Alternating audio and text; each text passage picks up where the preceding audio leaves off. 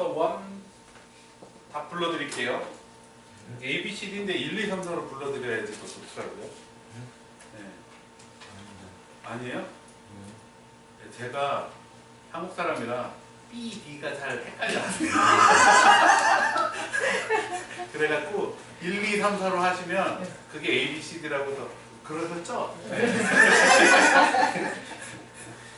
그냥 그렇게 하시면 더 편하시더라고요. 만약에 헷갈리시면 네, 또 불러드릴 테니까. 챕터 1이 10문제 있죠? 네. 그쵸? 그럼 1번부터 5개씩 끊어서 불러드릴게요. 1번부터 해서 2, 2, 1, 2, 4.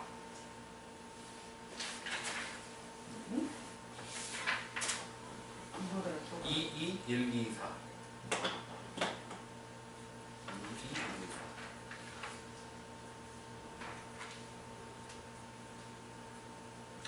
그 다음 6번부터 불러드릴게요. 3, 4, 1, 3, 2. 3, 4, 1, 3, 2. 그럼 챕터 1 다 불러드렸죠? 네. 챕터 2 다 불러드릴게요. 챕터 2는 26문제 있어요. 그죠?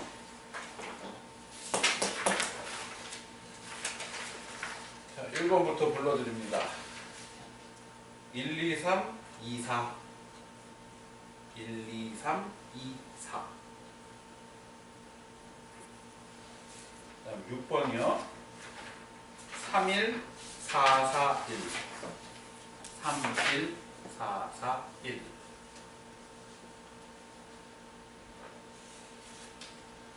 11번이요. 1, 3, 4, 1, 1. 1, 3, 4, 1, 1. 네, 15번이 1. A요. A.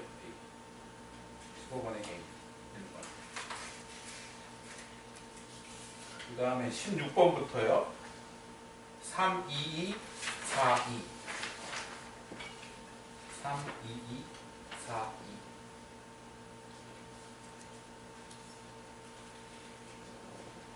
그 다음 21번부터요. 3, 2, 2, 1, 4. 3, 2, 2, 1, 4. 4. 3, 2, 2, 1, 4. 4. B. B의 저 23번이 23번이요? 2. 3, 2, 2. B예요. B의 저거. 25분 25번은 D. 4번이요. 그리고 26번은 3번입니다. C. 그 다음에 챕터 3 다 먼저 불러주고요. 챕터 3는 문제가 17문제 있어요. 3, 4, 4, 2, 4. 3, 4, 4, 2, 4.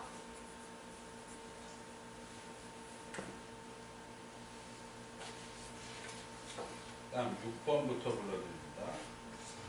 4, 3, 4, 2, 3. 4, 3, 4, 2, 3. 4, 2, 3. 다시 네. 6번이 6번이 D. 4번이요. 네. 7번 7번이 3. 8번이 4. 9번이 2. 10번이 3.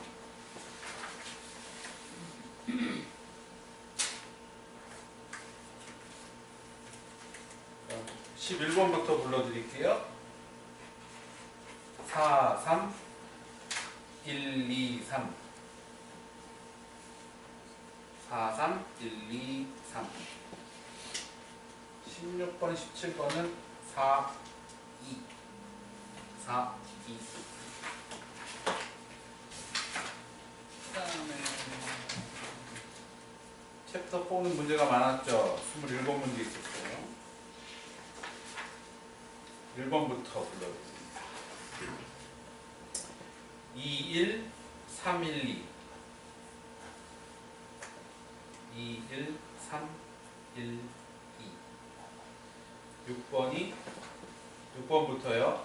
4, 2, 2, 1, 2. 네, 4, 2, 2, 1, 2. 8번이 B인가? 네, 8번이 B예요. B의 저거. 1, 2, 10번이 B죠. 네, 10번이 B죠.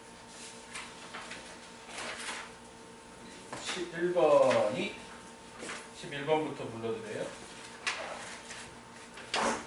2, 3, 4, 3, 2. 2, 3, 4, 3,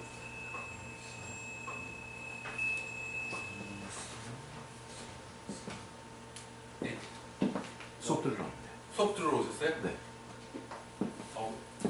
여기 들어오셔서 잠깐만 앉아 계세요. 네. 벌써 해야 되나? 네? 벌써 해야 되나? 알아서 하세요. 저 선생님이 할 수는 없고 그거는 학생들 분들이 알아서 반장이 알아서 하세요. 자, 그럼 16번부터 불러드리면 되죠? 네. 16번이 4, 1, 3, 1, 3.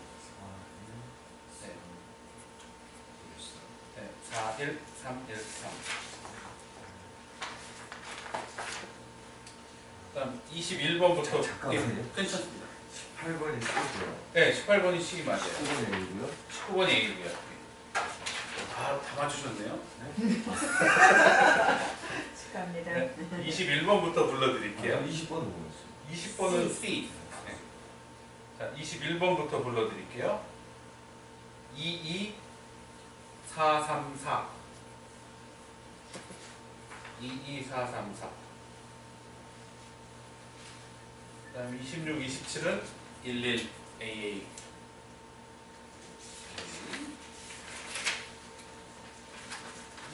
다 있는데. 다 드렸죠. 맨 처음에는 그 교사장님이 프린터해서 드렸는데 네, 그 프린터하기가 너무 힘드셔가지고 그냥 이제 불러드리는 거예요. 답변 하신 분 내가서 여기 답장이 있어요.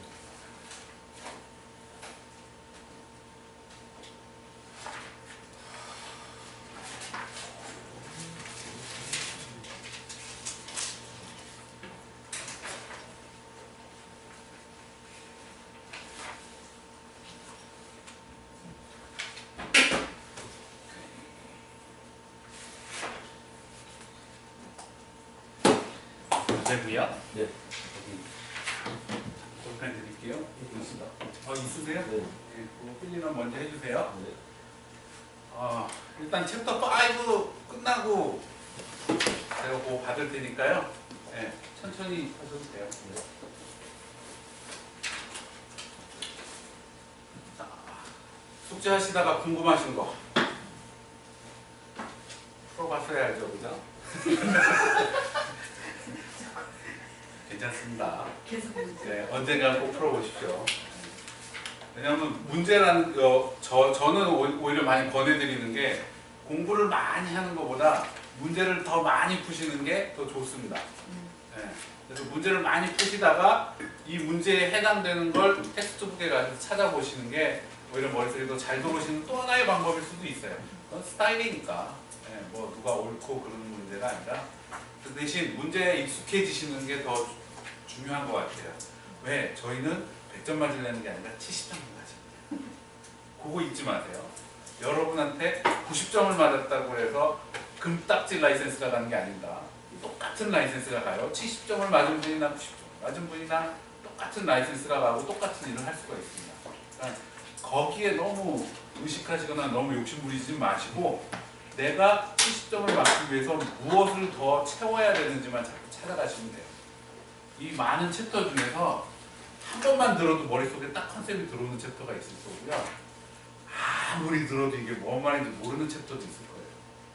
다 알려고 하지 마시고 내가 알 수 있는 거 확실한 것부터 다져가시면 일단 절반까지는 쉽게 가요. 그러니까 50점 맞는 건 쉬워요. 대신 내가 그 조금만 더 하면 확실하게 알 수 있는 것들을 문제를 푸시면서 내가 뭐가 부족한지 찾아가시면 훨씬 더 빠르고 쉽게 시험 보시기 좋으실 거예요. 일단 70점만 욕심 부리세요. 더 욕심 부리지 마시고. 자, 챕터 5, Real Estate Brokerage입니다. Real Estate Brokerage는 뭐냐면 부동산 중개업을 얘기하는 거죠. 여러분들은 이 중개업을 하고 싶으셔서 라이센스를 시험 보시려고 하시는 거고요. 그죠? 틀린 거는 고오버 못하죠. 예? 틀린 거는 고오버 못하죠. 틀린 거는 고오버라뇨? 숙제요? 아니요. 왜 틀렸는지 모르시겠으면 물어보시면 제가 가르쳐 드릴게요. 네, 괜찮습니다. 6번 하나만. 챕터 몇 번에 6번이죠? 1번. 챕터 1번에 6번이요. 이렇게 물어보시면 같이 공부하니까 좋아요. 여기는 조금 말장난이 들어가 있어요. 보면 여기서 보면 all of the following effect how quickly the force of supply, supply의 영향, supply와 demand에 영향을 미치는가 except 요것만 빼고예요. 그러니까 수요와 공급에 영향을 미치는 팩트인데 그거 중에 except 미치지 않는 팩트는 뭐냐라고 뺀 거죠. 그죠? 자 그러면 degree of standardize 표준화 정도라는 얘기죠. standardize라는 게 표준화니까 표준화 정도 뭐에 대한 표준화 정도예요? 프로덕트에 대한 표준화 정도예요. 집 짓는 아니면 집의 표준화를 굉장히 까다롭게 하면 어떻게 되겠어요? 그죠? 그럼 공급이 하는데 시간이 더 걸리고 또 지체되겠죠. 그러면 그런 것들은 바로 영향을 주겠죠. 그죠? mobility of the product. mobility는 움직일 수 있는 거잖아요. 예를 들면 시애틀에서만 나오는 나무 목재인데 이거를 워싱턴 DC까지 갖고 오는데 보통 일반적으로 트레일러 18휠러 갖고 일주일이면 왔는데 길이 뭐 공사하고 막 이러고 이제 한 달이 걸린다든지 아니면 그거에 대한 비용이 2배로 점프를 했다든지 자 그러면 뭐에 영향을 주겠어요? 서플라이에 문제를 줄 거예요. 자, degree of standardization of the product price예요. 물건 가격이에요. 물건 가격에 대해서 표준화를 하는 거예요. 그죠? 물건 가격을 표준화하는 게 그 표준화가 뭐 표준화하는 정도가 어떤 정도인지 모르겠지만 물건 가격을 표준화하는 걸로 인해서 어떤 서플라이나 디그리의 영향을 받을 수 있는 확률이 좀 작아진다는 뜻이죠. 네. 거나 낮아야 되는데. 그렇죠. 네. 그 표준화만 하는 거니까. 만약 이게 올라갔다라고 한다면 maybe 서플라이에 영향을 줄 수 있겠죠. 내려갔다 해도 서플라이에 영향을 줄 수 있고. Mobility of party of the transaction. 이 파리 트랜잭션에 하는 그 트랜잭션 그 모빌리티 이동성이 얼마나 좋은 이거 아까 말씀드린 거랑 똑같은 거죠.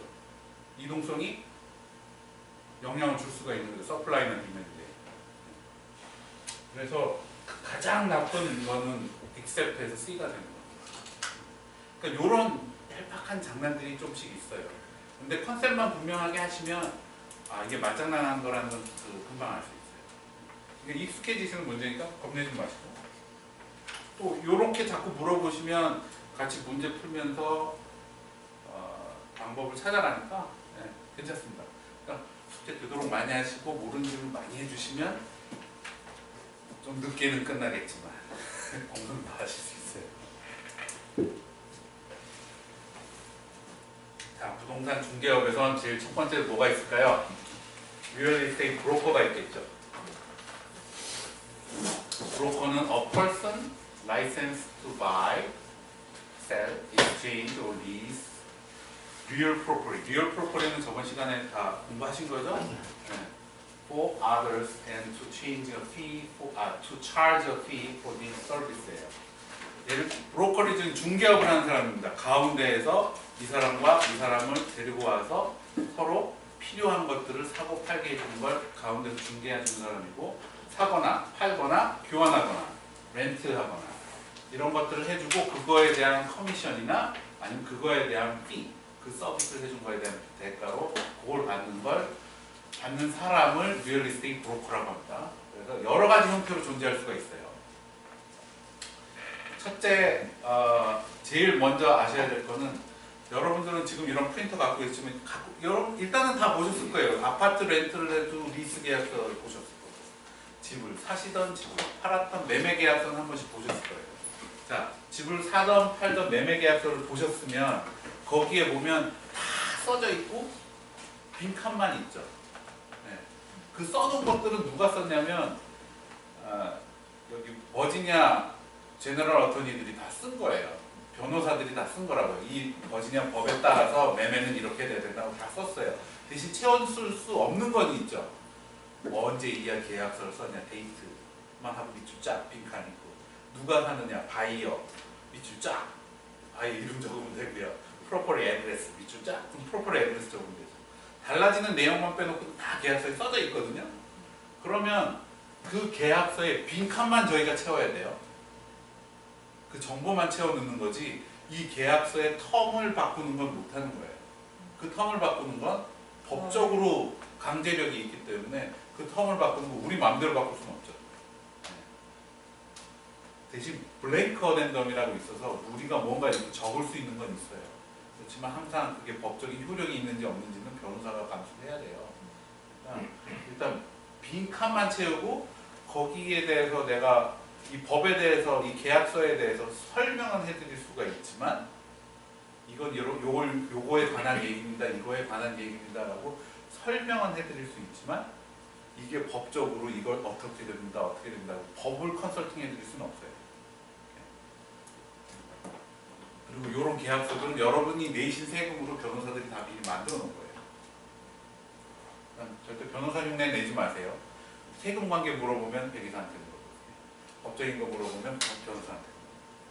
집 매매에 관한 거 물어보면 타사들에게 물어보세요.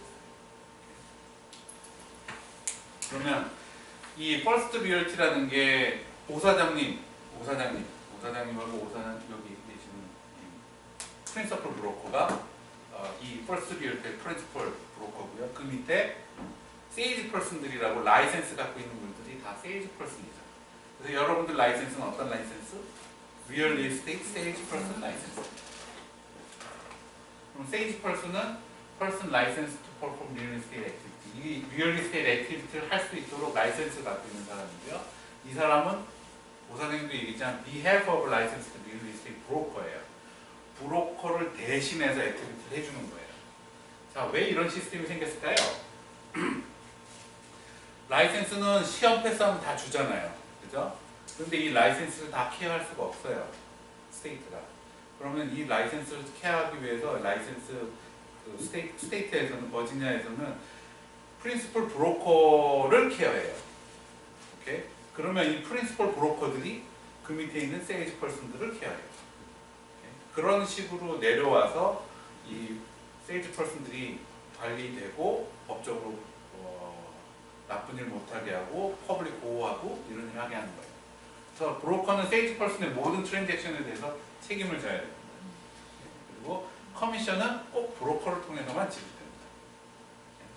여러분들이 세일즈 에이전트에서 막 손님들이랑 얘기하고 뭐 보너스도 받고 선물도 받고 선물은 괜찮아요. 같이 밥 먹는 것도 괜찮아요. 그러나 보너스는 손님한테 직접 받으면 걸릴 수도 있어요.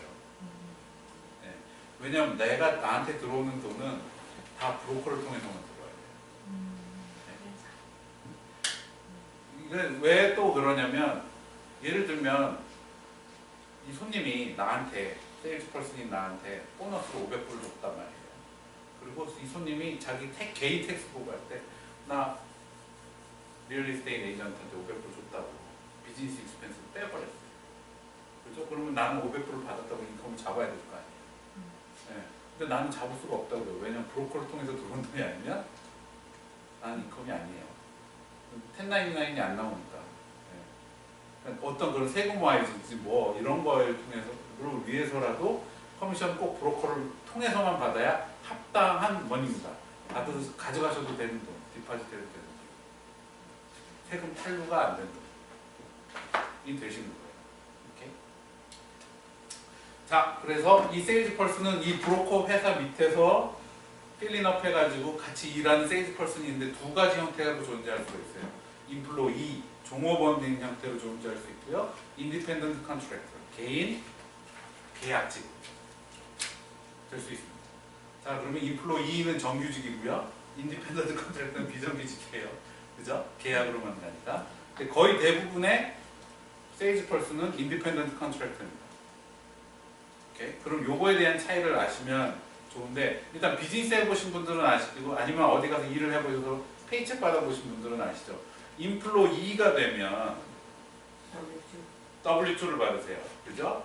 W2를 받는다는 건 뭐예요? 내 페이책에서 세금이 벌써 위드홀딩이 되고 나머지만 받죠.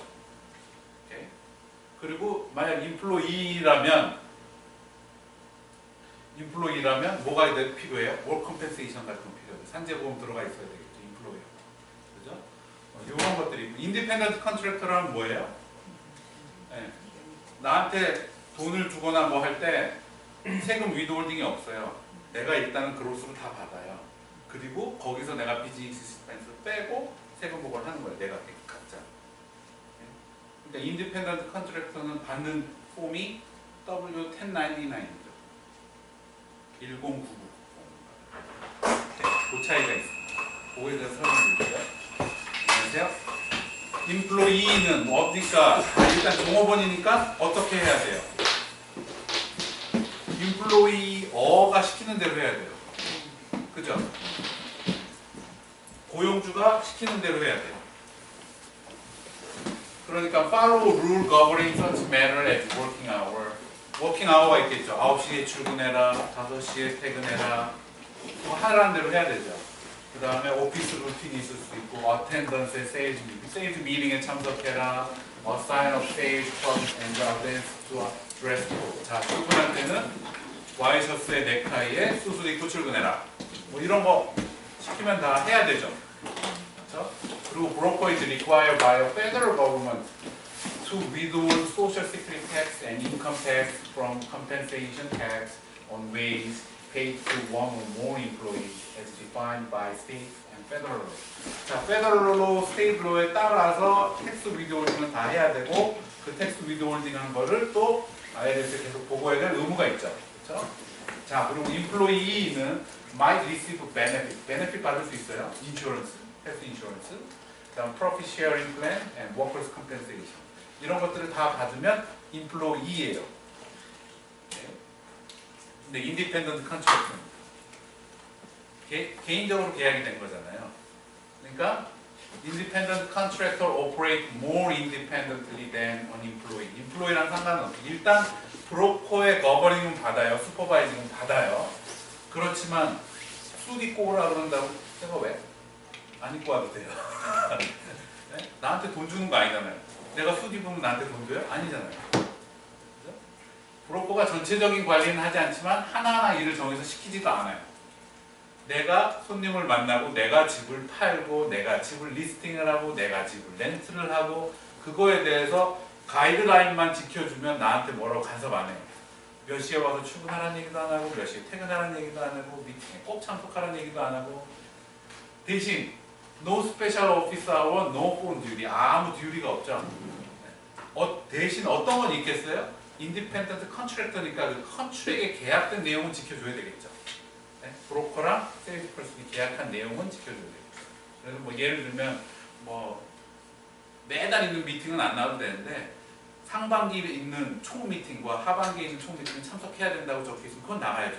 계약에 적혀 있으니까. 그래서 paying own social security tax, 내가 social security tax 내야 돼요. 그리고 receive nothing from broker that could be construed as an employee benefit, such as health insurance cover 없어요, paid vacation 없어요. 자, 그래서 제가 한국을 볼까요? 생각해 보세요. 제가 오늘 계약을 했다. 그럼 세틀먼트 하려면 얼마 걸려요? 한 달 걸릴 거 아니에요? 네? 그럼 한 달 걸리잖아요. 그럼 내가 오늘 세틀먼트 해도 30일 후에 세틀먼트를 해서 인컴을 내가 받죠. 인컴이 생기잖아요. 자, 그러면 내가 오늘 한국을 가서 한 달이 있었으면 한 달 동안 누가 세일즈했어요? 아무도 세일즈한 게 없죠. 난 계약된 것도 없어요. 자, 그러면 한 달 동안 일단 나는 돈이 인컴이 없어요. 자, 그럼 한 달 뒤에 왔어요. 2월 달에. 내가 공항에서 딱 내려서 그날 계약서를 써도 한 달 뒤에 인컴이 생겨요. 그죠? 그러면 내가 한국을 간다. 오늘 간다. 그럼 오늘 가서 30일 동안 한국에서 돈을 한 푼도 안 써도 인컴도 없어요. 그죠? 그리고 떨어져서 또 한 달이 지나야 인컴이 생긴다. 그러면 내가 적어도 2달이나 석 달치의 생활비는 이미 쟁여놓고, 그죠? 석 달치 생활비 쟁여놓고 한국에서 놀 한 달 비용하면 넉 달치는 돈이 있어야 한 달을 한국을 갈 수가 있죠. 그죠? 네. 그나마 내가 내려오자마자 계약을 바로 했을 때 얘기예요. 네. 그럼 그것도 안 될 거라고 생각하면 5달치 있어야 되는데 그럼 거의 반년치 생활비가 있어야 돼요. 힘들어요. 반년치를 네, 반년치를 모아놓기 생각보다 힘들어요. 물론 뭉칫돈이 왔다 갔다 하지만 쉽게 얘기하면 좋게 얘기해서 연예인 인컴이잖아요. 뛰는 게 있으면 돈이 나오지만 뛰는 게 없으면 돈이 안 나오니까 그게 불규칙하기 때문에 이게 간이 웬만큼 크지 않고는 좀 쉽지 않아요. 그러니까 그 차이 보충이 그런 게 있다는 거죠. 그러니까 바로 인디펜던트 컨트랙터들이 그렇다는 거예요. 내가 뛰고 그거에 대한 만큼의 일만 받기 때문에 뭐 브로커가 뭐라고 한들 아니 내가 법대로 잘하고 있고 당신한테 아무 문제 주지 않는 이상 나한테 뭐 굳이 귀찮게 시키지 말아라. 대신 무슨 문제가 있거나 할 땐 서로 긴밀하게 하죠. 그래서 일단은 커미션은 세금을 안 지고 다 받습니다. 제가. 그리고 이 돈을 벌기 위해서 내가 쓴 비용은 있을 거 아니에요. 뭐 저기 컴벌랜드에 있는 손님을 만나러 갔으면 거기까지 가는 기름값이 들 거 아니에요. 그래서 거기서 집을 팔았으면 거기를 왔다 갔다 한 기름값하고 시간하고 비용은 빼야 될 거 아니에요. 예를 들면 내 학생분한테 집을 팔았어요. 10만 불짜리. 그래서 3,000불 커미션이 생겼단 말이에요. 근데 이 3,000불을 벌기 위해서 왔다 갔다 한 기름값이 500불이에요. 그러면은 여기서 비즈니스 익스펜스로 500불은 빼야죠. 그렇죠? 그래서 내 인컴 보고는 2,500불이 되는 거죠. 그렇죠? 그게 인디비듀얼 컨트랙터들이에요. 그렇지만 웨이지, 페이책 받으시는 분들은 내가 얼마 줄 거라고 정해져 있잖아요. 1,000불이면 1,000불. 그러면 1,000불이면 내가 디펜던트 몇 명이냐에 따라 위드홀딩 얼마 해서 소셜 시큐리티 텍스 미리 띄어가죠. 메디케어 텍스 띄어가죠. 뭐 예를 들면 뭐 401k 있으면 401k 띄어가죠. 뭐 인슈런스도 서로 매치해 주는 거 있으면 50불 띄어가죠. 뭐 다 띄고 네트로만 받잖아요. 그죠? 그리고 나서 4월 15일 날까지 하시는 게 뭐예요? 나는 세금을 얼마를 줬는데 내가 딴 인컴을 보니까 뭐 예를 들면 스튜던트 론이 있어서 그건 텍스 디덕터블이다. 그리고 집 모기지 냈는데 이자는 텍스 디덕터블이다. 그런 거 저런 거 뺐더니 내가 너한테 세금을 너무 많이 줬다. 고로 돌려달라. 그래서 인컴 텍스 리턴이에요. 오케이. 부동산에서 별거 같지 다. 익스펜스에서 자동차 말하자면 가스나 자동차에 대한 익스펜스나 8%가 아니요. 그게 이제 가이드라인이 있어요. 네, 가이드라인. 일단은 제가 말씀드리는 건 보통 마일리지로 하거든요. 네. 마일에 얼마씩. 네. 그게 매년 이제 그 페더럴 그 IRS에서 가이드라인이 나와요. 네. 그리고 내가 이 차를 100% 비즈니스만 썼다 그러면 거짓말이죠. 그렇죠. 그죠? 그럼 내가 그 마일리지가 얼마고 그 중에서 비즈니스로 내가 몇 퍼센트를 썼다 해가지고 대충 리즈너블하게 이 정도 인컴이면 이 정도 익스펜스는 된다라는 게 전 내션 와이드로 어떤 평균이 있습니다. 오케이? 그리고 use their own material and equipment을 쓰는 겁니다. 오케이. 자, 그러면 employee와 individual contractor에 대해서 다 아셨죠? 그래서 여러분들이 라이센스 따시면 거의 다 individually contractor예요. 자, 그러면 저같이 풀타임으로 뛰는 라이센스 하시고 파트타임으로 뛰는 라이센스 분들이 있잖아요. 그죠? 그러면 IRS 세금을 받아가는 IRS에서는 나같이 뛰는 사람은 제가 뛰는 비즈니스 자동차를 얘기했으니까 뭐 90%를 비즈니스 익스펜스로 뺄 수가 있지만 다른 인컴이 있고 그러면서 커미션이나 뭐 이런 부수적으로 또 파트타임 뛰시는 분들은 내가 뛰는 자동차 마일리지의 90%를 비즈니스로 뺄 수가 없잖아요. 그렇죠? 그러니까 내가 정말 풀타임 리얼터인지 아닌지를 결정을 하는 건 내가 하면 돼요. 내가 다른 일 안 하고 일을 많이 했는데 뭐 쉽게 얘기하면 애 보고 애 픽업하고 라이드하고 하는데 절반을 쓰고 절반은 요 부동산 한 대 써가지고 돈 얼마 받았다 이렇게 해도 되지만 IRS에서 인정해주는 풀타임 부동산은 누구냐면 앨리스트 90% of the individual income이 라이센스로부터 나와야 돼요.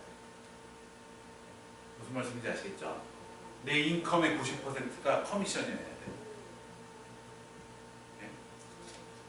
뭐 내가 다른 데서 생긴 뭐 주식이나 투자를 해가지고 생긴 인컴이 있어가지고 내 인컴의 90%가 이 커미션이 아니면 나는 부동산 브로커로 인정받는 게 아니라 주식 브로커로 인정받겠죠.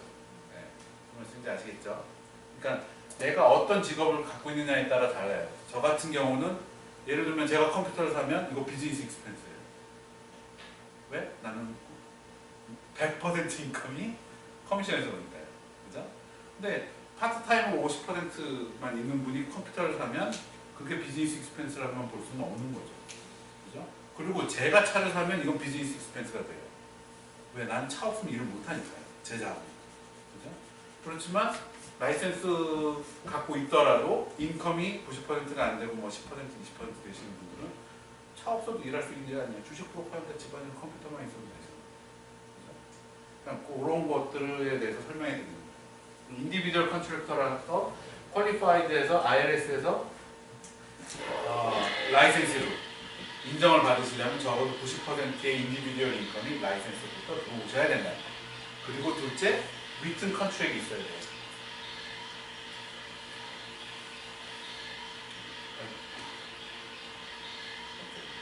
리튼 컨트랙이 있어야 돼요. 인디비주얼 컨트랙터잖아요. 브로커랑 세일즈 퍼슨이랑 인디비주얼이 맺어진 리튼 컨트랙이 있어야 인디비주얼 컨트랙터로 인정이 되고 퀄리파이드 리얼리스틱 에이전트로 세금 보고가 가능하십니다. 여러분들 대신 좀 큰 회사 같은 데 가면 리얼리스틱 어시스턴트 있잖아요. 아까 보셨지만 저희 앞에 계신 리셉션 해주시고 전화 받고 하시는 분들 다 리얼리스틱 어시스턴트죠.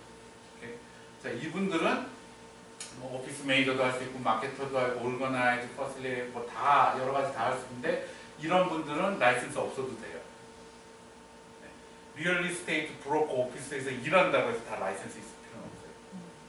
그래서 저분들 라이센스 없으세요. 대신 라이센스가 없으신 분들은 뭐예요? 저분은 커미션 베이스로 뭐 이렇게 줄 수 있는 그게 안 되죠.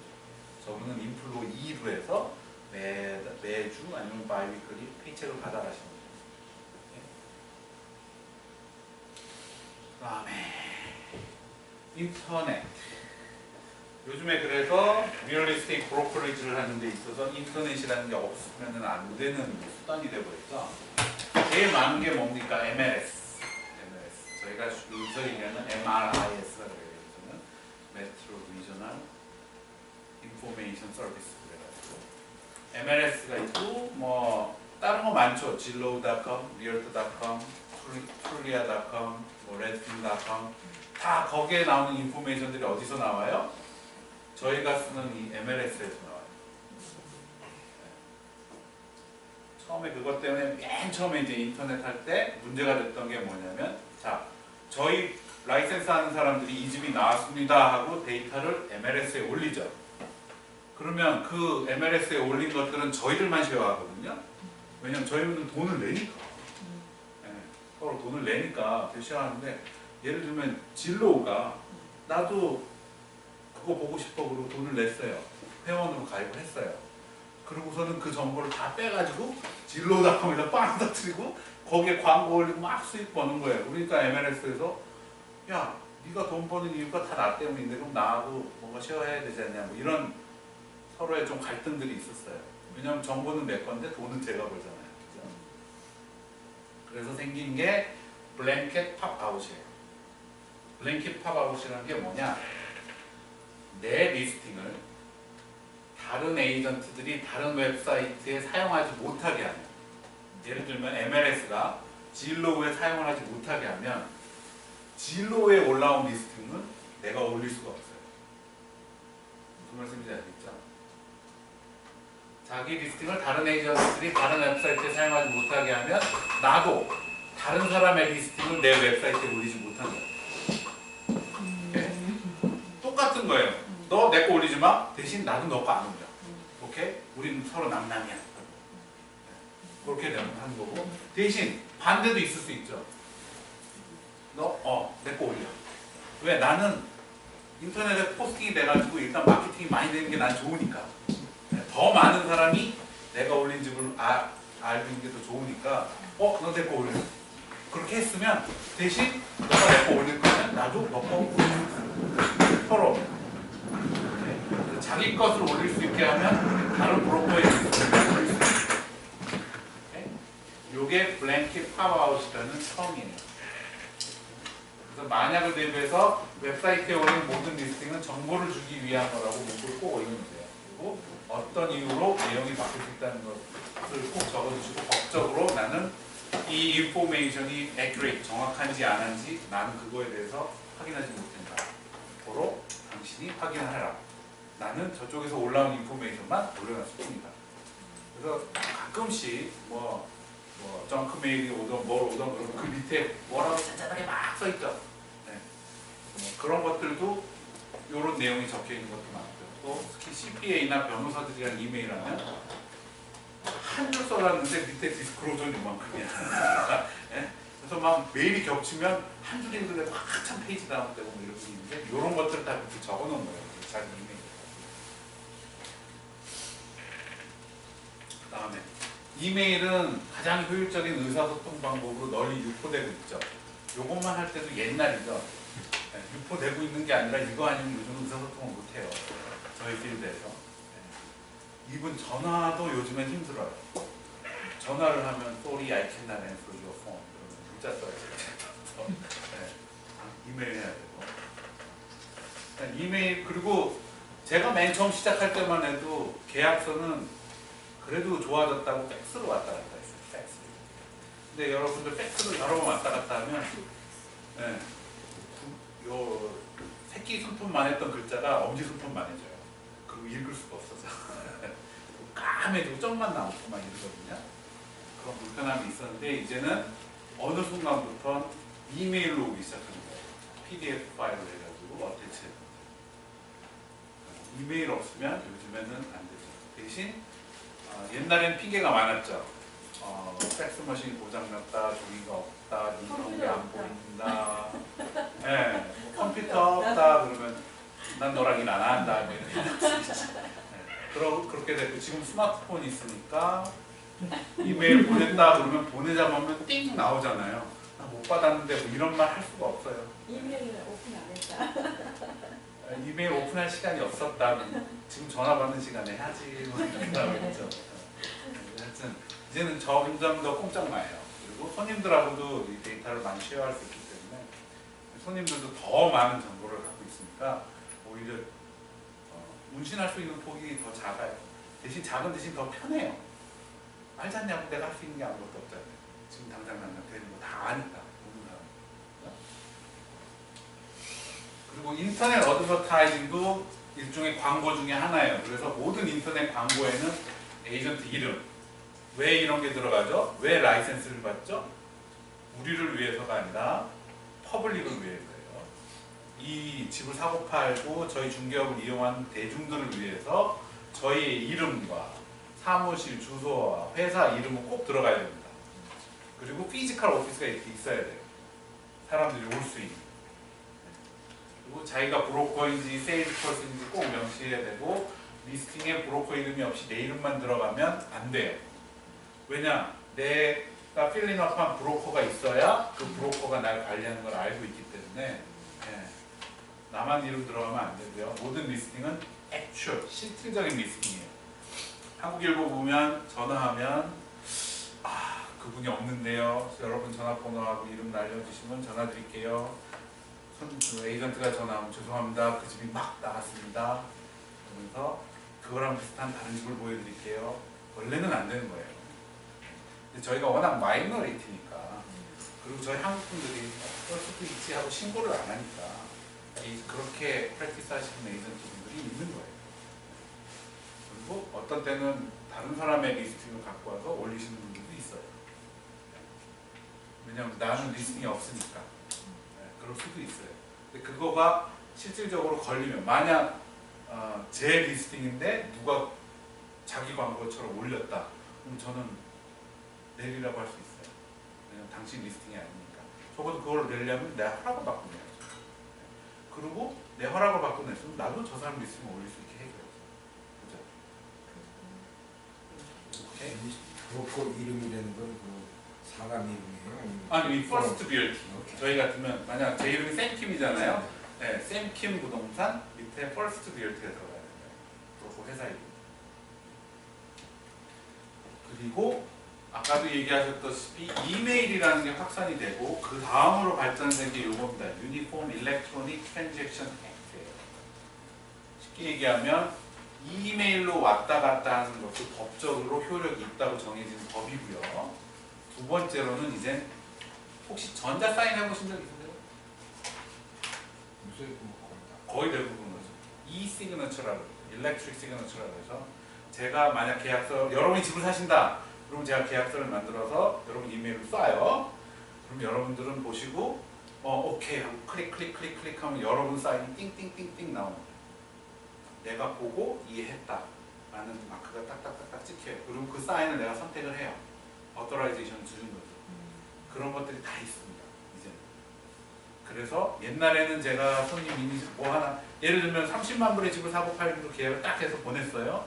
그랬더니 셀러가 30만 불은 안 돼서 30만 5천으로 해서 카운터를 했어요. 그리고 찍 긋고 옆에 이니셜을 하라고 마크를 딱 하고 셀러가 이니셜을 해놓고 왔죠. 자 그러면 요거를 어그리먼트를 하려면 제가 어떻게 해야 돼요? 내 손님한테 바이어한테 가서 바이어한테 이니셜을 받아야 돼요. 그죠?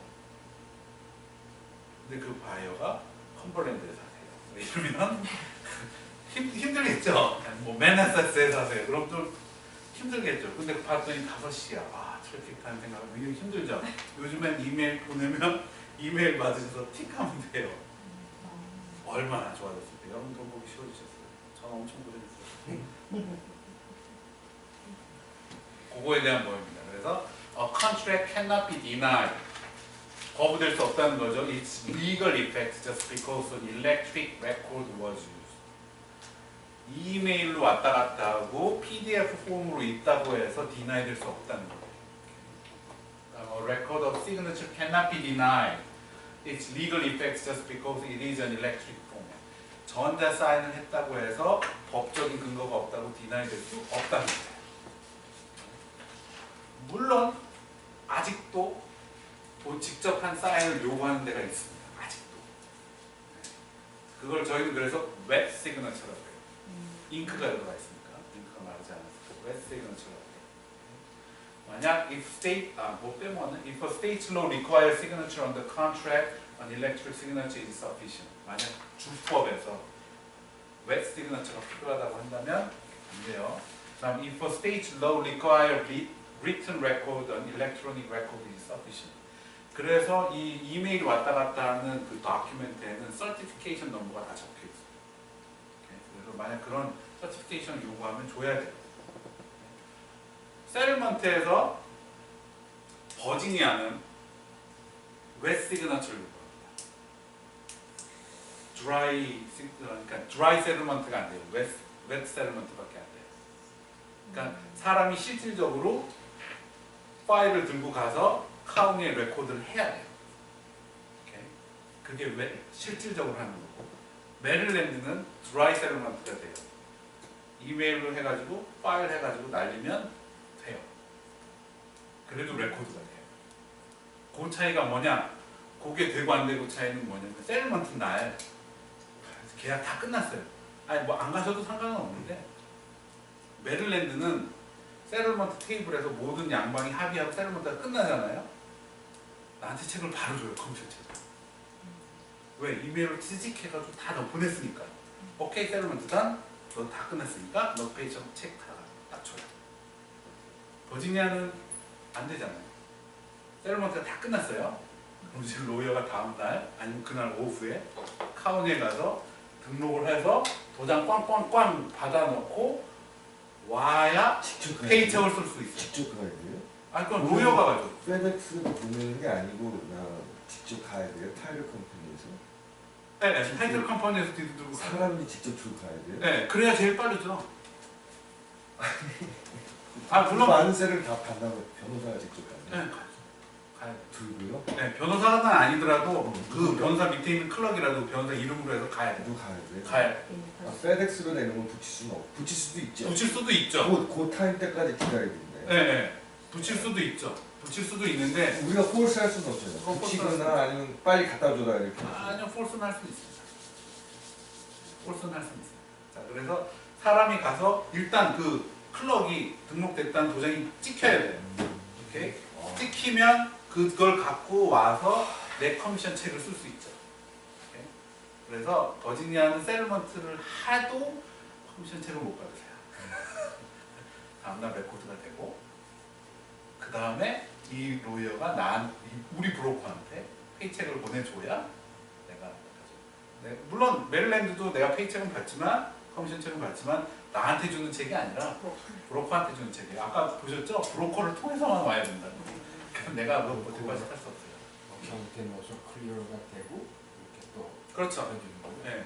근데 거의 뭐 클리어 됐는데 하루? 그렇죠. 네, 특히 이제 브로커 어카운트 같은 경우는 에스크로가 들어있는 어카운트라 일단 잔고가 좀 높잖아요.